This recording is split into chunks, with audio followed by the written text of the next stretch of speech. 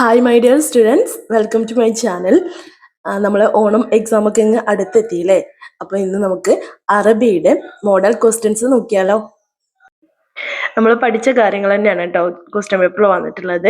വളരെ എളുപ്പമാണ്, ശ്രദ്ധയോടുകൂടെ ചെയ്യാം. അപ്പോൾ ആദ്യത്തെ ചോദ്യം, ചിത്രങ്ങൾക്ക് നിറം നൽകി അനുയോജ്യമായ പദത്തിന് ശരി അടയാളം നൽകാം.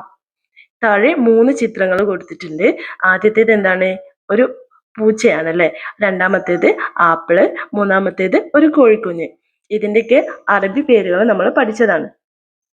ആദ്യം കാണുന്ന 3 ചിത്രങ്ങൾക്കും അനുയോജ്യമായിട്ടുള്ള നിറം നൽകാനായിട്ട് ശ്രമിക്കുക. അറബി എക്സാമിന്റെ ദിവസം ക്രയോൺസ് നിർബന്ധമായിട്ടും കയ്യിൽ വെക്കാട്ടോ. ആദ്യത്തെ ചിത്രം എന്താണ്? ഒരു പൂച്ചക്കുഞ്ഞാണ് അല്ലേ. പൂച്ചക്കുഞ്ഞിനെ എന്താണ് അറബിയിൽ പറയാ?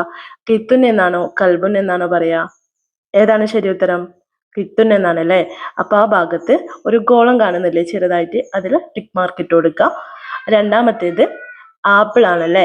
ആപ്പിളിന് എന്താണ് അറബിയിൽ പറയാ? തുഫാഹുൻ എന്നാണ് അല്ലേ ശരി ഉത്തരം. അപ്പൊ അതിന് നിരയുള്ള ആ ഒരു കോളത്തിൽ ടിക്ക് മാർക്ക് ഇട്ട് കൊടുക്കുക.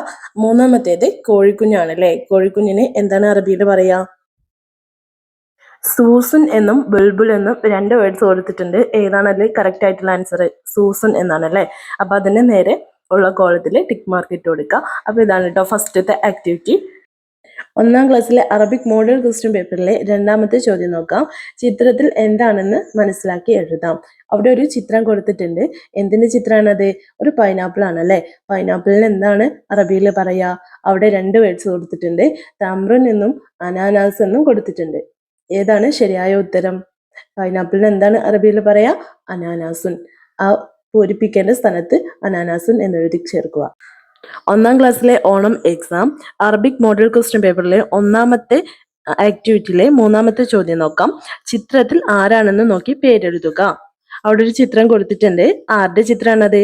ഒരു നായയാണല്ലേ. നായ്ക്ക് എന്താണ് അറബിയിൽ പറയാ? നമ്മൾ പഠിച്ചിട്ടുണ്ട്.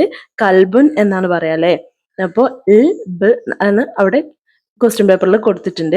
അതിന്റെ ഫസ്റ്റ് ലെറ്ററായി ക എന്ന് നമ്മൾ അവിടെ എഴുതി ചേർക്കണം. അങ്ങനെ കൽബുൻ എന്ന് പൂർത്തിയാക്കി എഴുതുക. അടുത്തത് 2ാമത്തെ ചോദ്യത്തിലെ ഫസ്റ്റ് ആക്ടിവിറ്റി നോക്കാം.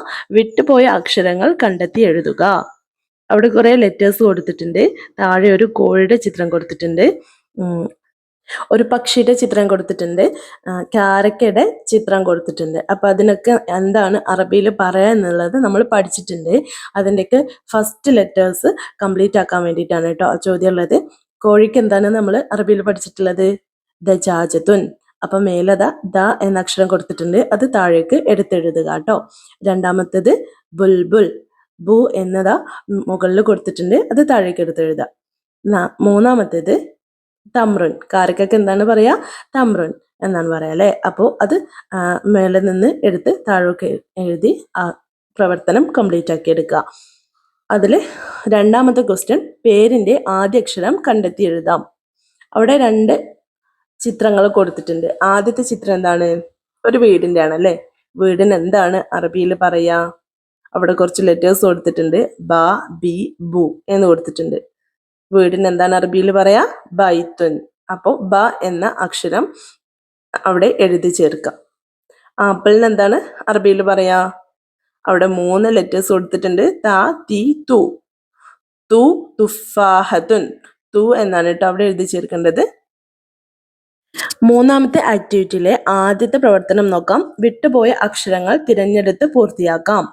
അവിടെ കുറച്ച് അക്ഷരങ്ങൾ കൊടുത്തിട്ടുണ്ട്. ബ എന്ന അക്ഷരം കൊടുത്തിട്ടുണ്ട്. ആ കൊടുത്തിട്ടുണ്ട്. ഈ കൊടുത്തിട്ടുണ്ട്. അടിയില് സ, ദ് എന്ന് കൊടുത്തിട്ടുണ്ട്. അപ്പൊ ഏതക്ഷരമായിരിക്കും അവിടെ വരിക? അസദ് അല്ലെ. സിംഹത്തിന് അസദ് എന്നാണ് പറയാ. അപ്പോൾ ആ ആണ് കേട്ടോ അവിടെ എഴുതി ചേർക്കേണ്ടത്. 2ാമത്തെ കോളത്തില് ബി എന്ന അക്ഷരം കൊടുത്തിട്ടുണ്ട്. റാ കൊടുത്തിട്ടുണ്ട്. തു കൊടുത്തിട്ടുണ്ട്. അവിടെ ഏതക്ഷരാണ് വരിക? ബി എന്ന അക്ഷരമാണ് അവിടെ എഴുതി ചേർക്കേണ്ടത്. ബിർക്കത്തുൻ.